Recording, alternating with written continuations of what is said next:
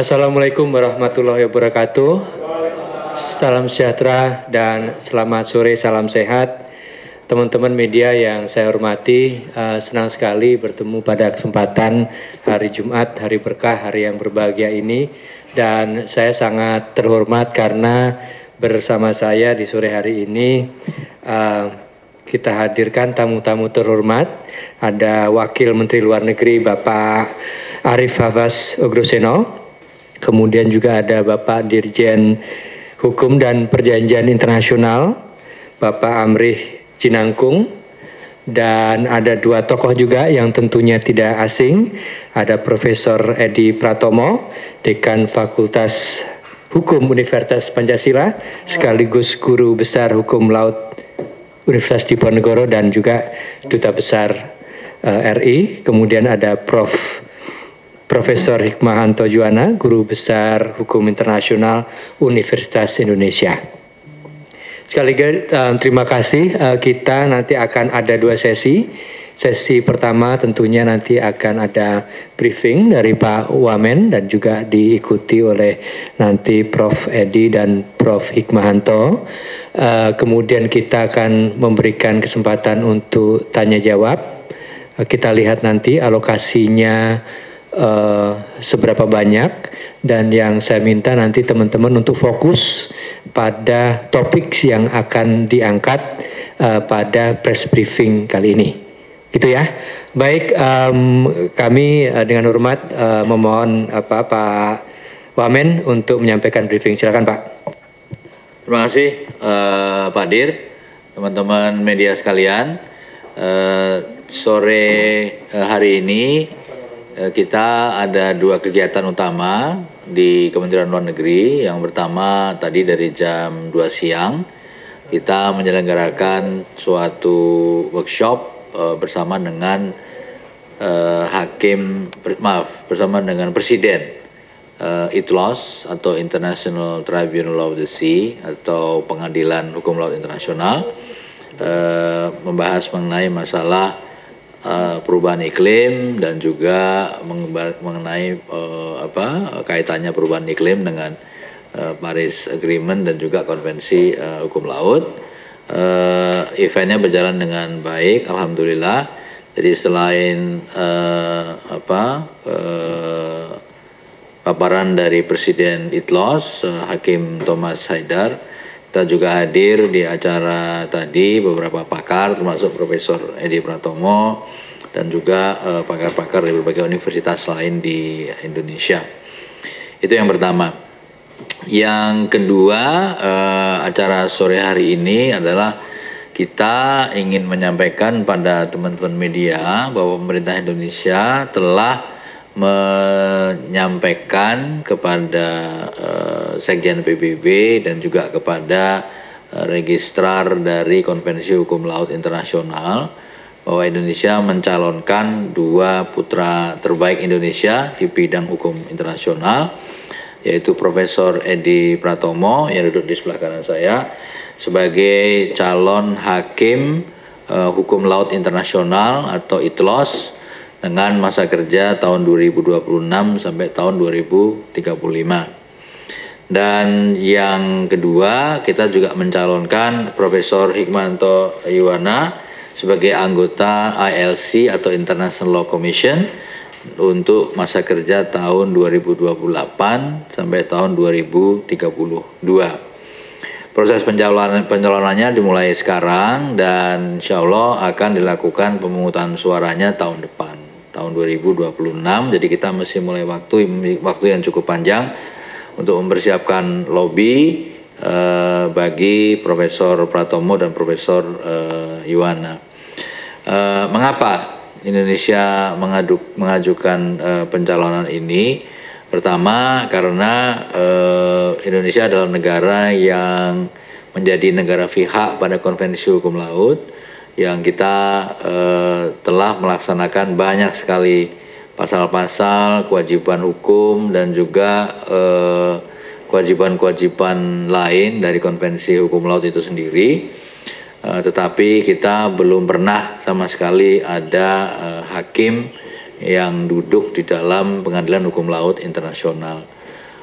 pengadilan hakim ITLOS ini sudah ada tahun 80-an, tapi sejak itu belum pernah ada sama sekali warga negara Indonesia yang menjadi hakim di sana. Di sisi lain, Indonesia juga ingin merefleksikan ya kepentingan negara-negara berkembang, khususnya negara dari kawasan Asia Tenggara yang harusnya memiliki keterwakilan di sana. Apalagi Indonesia adalah negara kepulauan terbesar di dunia dan akan sangat ideal apabila kepentingan negara-negara berkembang atau negara kepulauan itu juga bisa terrefleksikan di dalam komposisi hakim internasional hukum laut yang ada di Hamburg. Yang kedua, mengapa kita mencalonkan Profesor Hikmanto Yuwana sebagai anggota ILC?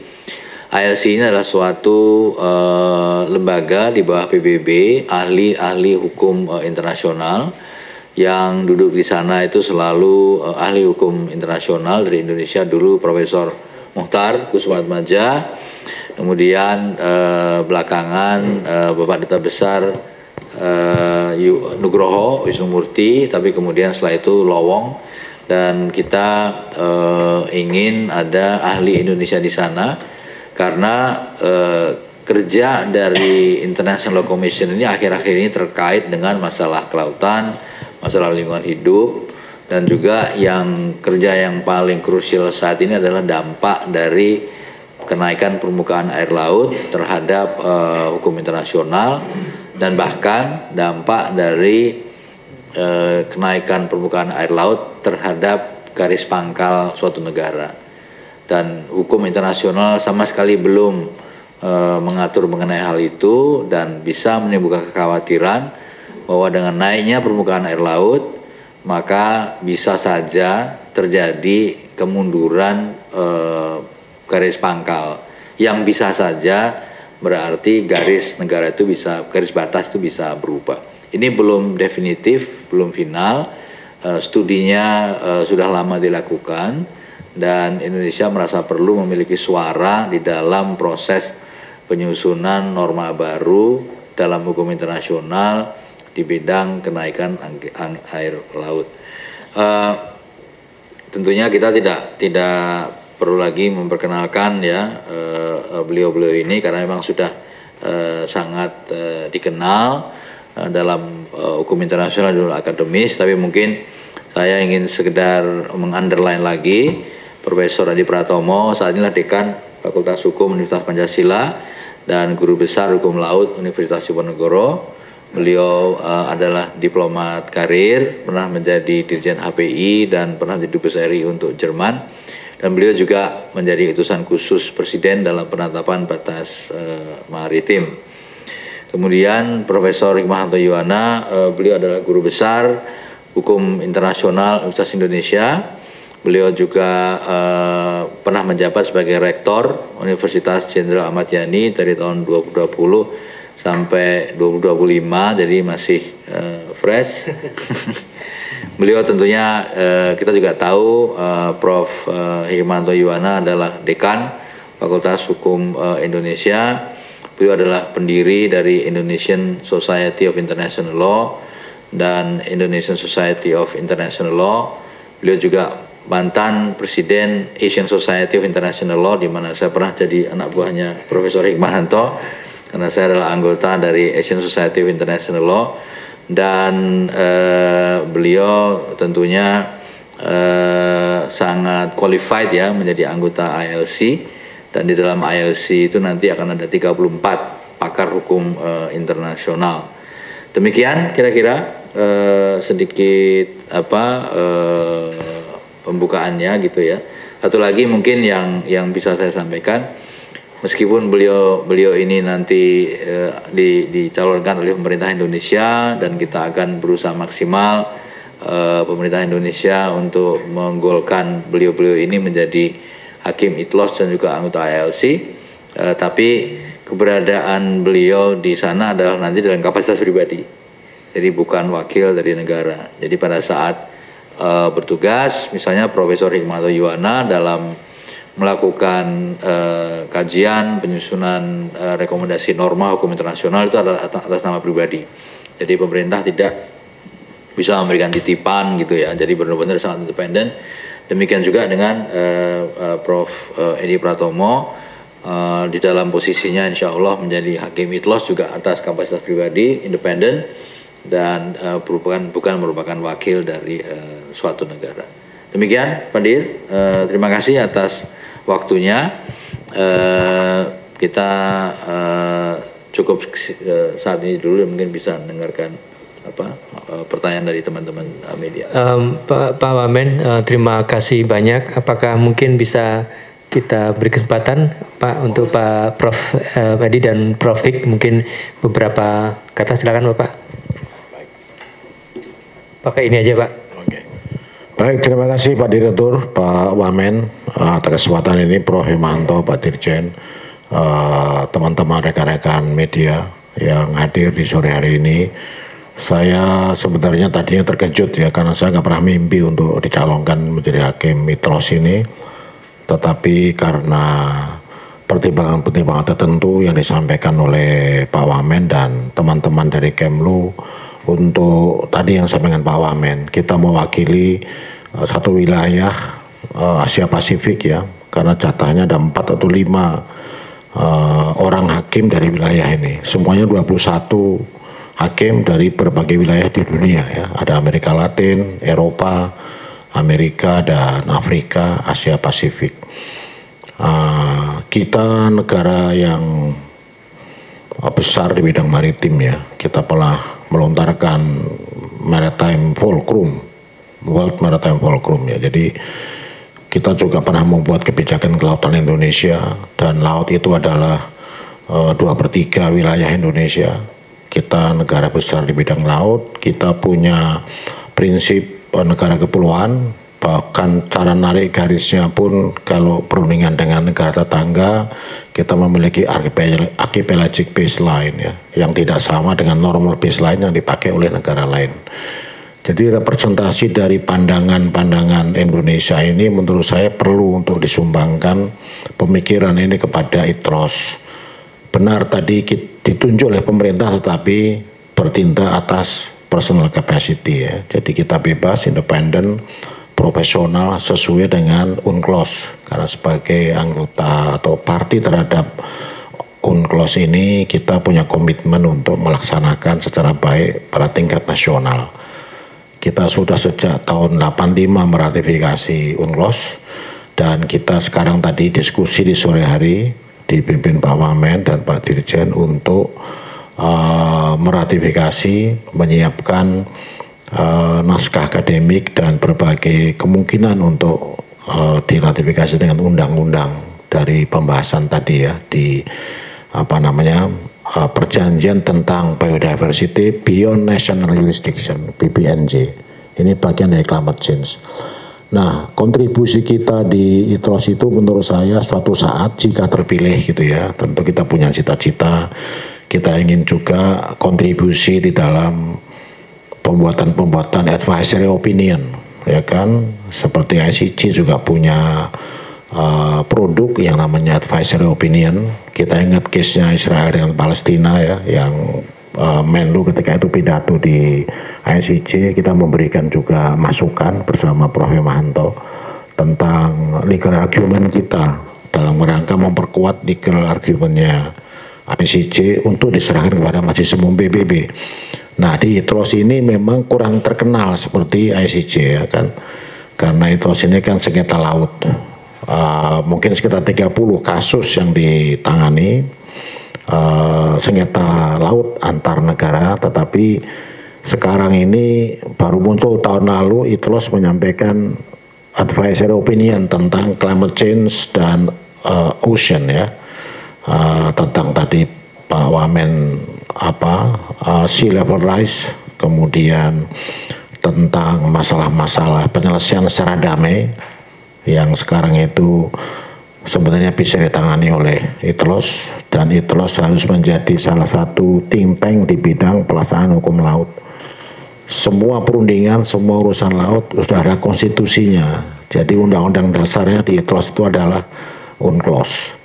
Nah, kita parti terhadap UNCLOS dan kita negara kepulauan, kita punya satu bab khusus, bab 4 di UNCLOS tentang negara kepulauan yang dulu asalnya dari deklarasi Juanda tahun 57 ya, jadi dikawal terus sampai dengan di ITLOS kalau bisa gitu ya. Tentu mohon masukan dan mohon dorongan, mohon bantuan dan doa dan masukan-masukan yang konkret bagi kontribusi Indonesia di lembaga yang baru ini. Kita belum pernah masuk di wilayah ini. Tempatnya di Hamburg. Kalau bagi saya sudah biasa di sana karena sebelum Pak Hafaz saya duta besar di Jerman ya. Jadi mungkin saya juga sering dolan dulu ke ITLOS, tidak sidang tetapi naik sepeda atau apa gitu ya. Nah, nanti mungkin beda fungsinya. Mudah-mudahan kalau ini diumumkan di Jumat Barokah ini, saya tidak tahu, mungkin doanya akan lebih terkabul gitu. Insya Allah mohon restu dan terima kasih atas kesempatan ini. Assalamualaikum warahmatullahi wabarakatuh. Warahmatullahi wabarakatuh. Terima kasih banyak Prof. Edi. Mohon berkenan Prof. Hik untuk juga menyampaikan briefing. Terima kasih. Baik, terima kasih Pak Wamen, Pak Dirjen, Prof. Edi, Bapak Ibu sekalian. Assalamualaikum warahmatullahi wabarakatuh. Pertama-tama saya pribadi, tentu juga Prof. Edi ingin menyampaikan terima kasih dan penghargaan setinggi-tingginya kepada pemerintah yang mencalonkan kami dalam 2 lembaga internasional yang sangat prestisius, yaitu di ITLOS dan di International Law Commission. Kedua, saya sangat mengapresiasi Kementerian Luar Negeri dan pemerintah Indonesia tentunya yang sekarang ini sepertinya secara sistematis akan mendudukkan orang-orang Indonesia, warga negara Indonesia di berbagai lembaga internasional. Jadi saya masih ingat Pak Wamen pada waktu mengajak saya berbincang mengenai masalah pencalonan ini, beliau mengatakan bahwa kalau Indonesia ini sudah biasa kita ini duduk di anggota Dewan Keamanan PBB sebagai anggota tidak tetap, Dewan HAM PBB, tapi itu sebagai Indonesia. Nah, sekarang ini yang perlu lakukan itu adalah bagaimana orang-orang Indonesia bisa juga menduduki lembaga-lembaga yang prestisius di internasional. Nah, itu oleh karena itu saya sangat mengapresiasi dari apa yang disampaikan oleh Pak Wamen, Pak Hafaz terkait masalah ini, dan saya merasa terpanggil untuk mau menerima pinangan dari Pak Hafaz ketika itu menjadi anggota dari ILC. Dan ini tentunya merupakan suatu kehormatan juga bagi kami-kami yang para dosen hukum internasional di Indonesia, karena punya kesempatan seperti dosen-dosen di berbagai negara untuk dicalonkan oleh pemerintah atas nama pribadi. Jadi ini merupakan suatu hal yang sangat luar biasa. Kebetulan pada saat ini memang kaitannya dengan masalah hukum. Mungkin juga nanti di dalam hal-hal lain juga bisa dilakukan oleh pemerintah. Nah, Bapak Ibu dan saudara-saudara sekalian, perlu saya sampaikan di sini bahwa kalau Prof. Edi di ITLOS itu tugasnya adalah mutus perkara, ya. Tetapi mutus perkara itu nggak mudah juga karena harus ada pertimbangan hukumnya. Nah, disitulah warna nantinya perspektif Indonesia atau perspektif negara-negara di Asia, Asia Pasifik, bahkan juga negara berkembang bisa muncul. Sementara kalau saya ini bukan memutus di ILC, tetapi kita mengidentifikasi isu-isu dan kalau bisa nantinya akan sampai pada titik memunculkan, mengkodifikasi gitu ya, memunculkan dan kemudian nantinya disampaikan ke Majelis Umum PBB kalau misalnya itu diterima dan kemudian harus ditawarkan ke negara-negara untuk misalnya menandatangani, meratifikasi dan seterusnya. Sehingga apa yang dilakukan oleh ILC ini sebenarnya adalah shaping the international law. Ya, kita turut di dalam membentuk hukum internasional. Nah, tapi saya lebih suka mengistilahkannya bukan shaping tapi reshaping. Karena apa? Karena dalam pidato pengukuhan saya tahun 2001, jadi itu udah 24 tahun yang lalu, saya menyampaikan argumentasi bahwa hukum internasional sekarang ini itu adalah produk-produk dari negara-negara maju, negara-negara barat terutama. Karena memang hukum internasional itu lahir di Eropa, hukum internasional modern maksud saya ya. Ada bukunya Hugo Grotius gitu ya, yang terus kemudian jadi rujukan. Nah, sehingga bagi negara-negara yang baru merdeka, kita seolah-olah harus menerima dengan apa yang ada. Nah, tetapi banyak negara berkembang menginginkan akan perubahan terhadap hukum internasional itu. Dan salah satunya sudah ditunjukkan oleh pemerintah Indonesia melalui tangan-tangan diplomat kita yang waktu itu dipimpin oleh Prof. Mokhtar Kusumatmaja terkait dengan negara kepulauan. Ya, kita sudah mampu untuk reshaping the international law. Ya, yang tadinya mungkin tidak dikenal sekarang dikenal, tapi konsekuensi ikutannya banyak sekali. Ya, kita harus punya ALKI, kemudian kita harus menegosiasikan juga dengan negara-negara di sekitar dan seterusnya dan seterusnya. Nah, jadi Bapak Ibu dan saudara-saudara sekalian, bagaimana upaya kita negara-negara berkembang untuk mengubah hukum internasional, kita nggak bisa rely dengan mereka-mereka pakar-pakar dari luar negeri. Tetapi kita bisa melakukan dengan memunculkan orang-orang Indonesia, orang-orang dari Asia. ILC sebenarnya juga banyak orang-orang dari Asia yang kemudian kita bisa mencoba merubah hukum internasional. Mungkin saya akan berkontribusi dalam konteks seperti itu. Di dalam aliran hukum internasional itu ada namanya TWIL, Third World International Law. Ya. Jadi bagaimana hukum internasional dari perspektif negara-negara berkembang. Dan itu yang selalu waktu saya S1, S2, S3, kalau membuat penelitian itu pasti kaitannya dengan perspektif negara berkembang terhadap hukum internasional. Dan memang kalau kita lihat sekarang ini rasa-rasanya kurang fair kalau misalnya hukum internasional itu sangat didominasi oleh negara-negara barat. Ya. Jadi itu apa yang kita harapkan. Berbeda dengan Prof. Edi, saya dengar Prof. Edi 2026 akan ada pemilihannya. Sementara kalau saya masih agak lama, 2027, dan kalau misalnya nanti bertugas baru tahun 2028 sampai dengan 2032. Tapi yang saya apresiasi adalah kita melakukan ini secara sistematis. Ya, kita tidak gerasa-gerusu, dadakan, dan lain sebagainya. Dilakukan sebaik mungkin, karena ini perlu nanti ada kampanye yang harus dilakukan ke negara-negara sahabat. Saya sendiri diminta juga untuk melakukan upaya-upaya kampanye, dan alhamdulillah saya mendapatkan surat dari Ketua Mahkamah Agung yang beliau berkenan untuk mengirim surat ke para mitranya, Ketua Mahkamah Agung di beberapa negara ASEAN.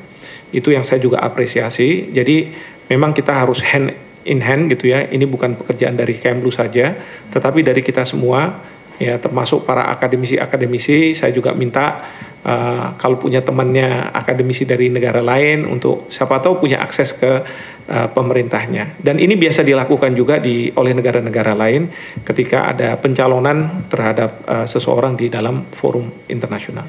Jadi seperti itu, terima kasih. Assalamualaikum warahmatullahi wabarakatuh. Terima kasih banyak Pak Wamen, Profesor Edi, Profesor Hikmahanto, Pak Dirjen. Teman-teman yang di garis bawah adalah bahwa sekarang adalah waktunya kita untuk ada keterwakilan dari Indonesia, dan tentunya peran, dukungan, dan kontribusi dari teman-teman media sangat besar. Kita tunggu itu. Kita cukupkan press briefing kali ini. Sekian, wassalamualaikum warahmatullahi wabarakatuh.